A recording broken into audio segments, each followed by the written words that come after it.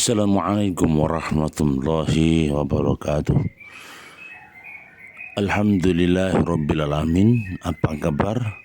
Semoga kita senantiasa mengucapkan syukur Alhamdulillah kepada Allah.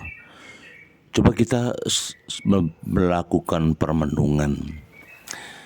Apa itu hidup dan untuk apa kita hidup? Dan yang ditunggu hidup itu apa? Kalau kita coba lihat perjalanan hidup ya, hidup ini ternyata hanya menanti satu hal. Apa itu? Ajal. Duh, ajal kok ditunggu? Iya. Kita mau hebat kayak apapun, kita jadi tokoh apapun dalam kehidupan ini, maka faktanya dan realitanya kita itu hanya menunggu ajal. Kok bisa? Iya. Karena orang ini kadang usia 50 tahun bisa saja ajal. Usia 40 tahun bisa juga kedatangan ajal. Usia 80 tahun bisa juga datang ajal. Nah, ajal atau kematian. Maka perlu kita garis bawahi bahwa hidup ini bukan hanya di dunia. Itu pemahaman bahasa iman kita. Karena hidup itu ada kisah lanjutannya. Di mana?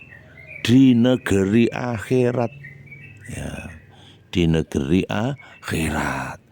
Kalau hidup itu dihabiskan di dunia, maka seakan-akan dunia inilah menjadi panggung kehidupan yang nyata.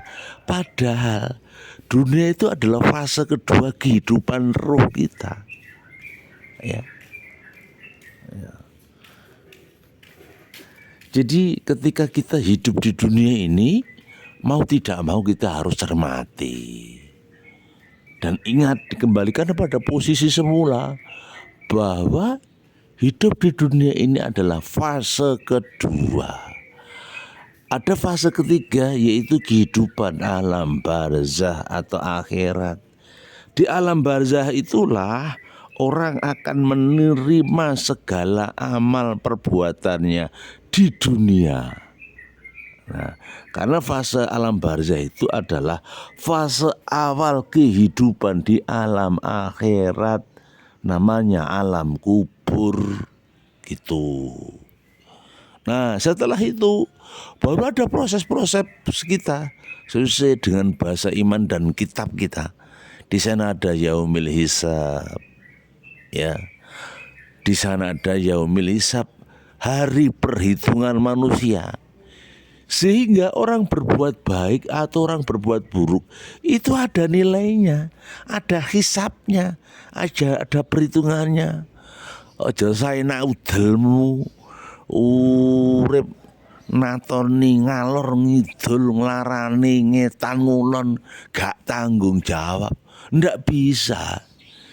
Hidup itu ada konsekuensinya, tanggung jawabnya di dunia dan di akhirat. Lawang di dunia saja kadang-kadang sudah ada konsekuensi tanggung jawabnya kok, apalagi di akhirat, gitu loh. Ya. Jadi sekali lagi bahwa maka ketika hidup, satu, jangan lupa tujuan hidup. Kita itu hanya musafir kelana yang berjalan dari waktu ke waktu. Dari perjalanan alam rahim menuju alam dunia. Dan target tujuan kita adalah alam akhirat. Bukan alam dunia tetapi alam akhirat. Alam kesejatian, alam keabadian adalah akhirat. Maka orang-orang yang hebat, para kiai, para ustadz, para alim, para mukminin, dia akan terus memperjuangkan hidupnya bahwa hidup ini hanya sarana berbuat baik. Kebaikan kita itu akan kita terima entah di dunianya, entah di akhiratnya.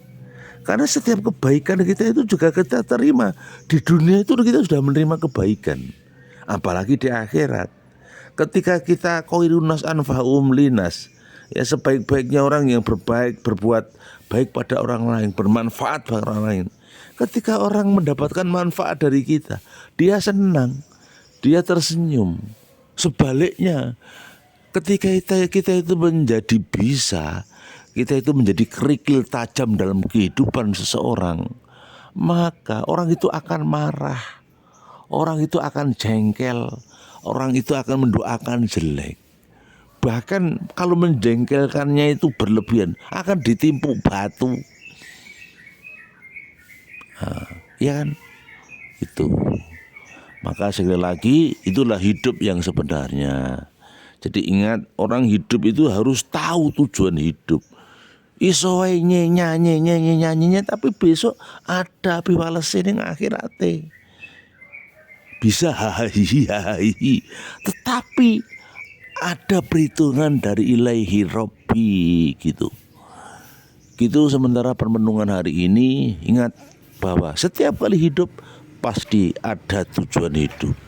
Maka sebaik-baiknya di dalam kehidupan ini kita harus terus sadar diri bahwa hidup ini pasti ada perhitungannya fid dunya wal akhirah. Assalamualaikum warahmatullahi wabarakatuh. Masih bersama kami Sukamto Sastro di Menjo Channel.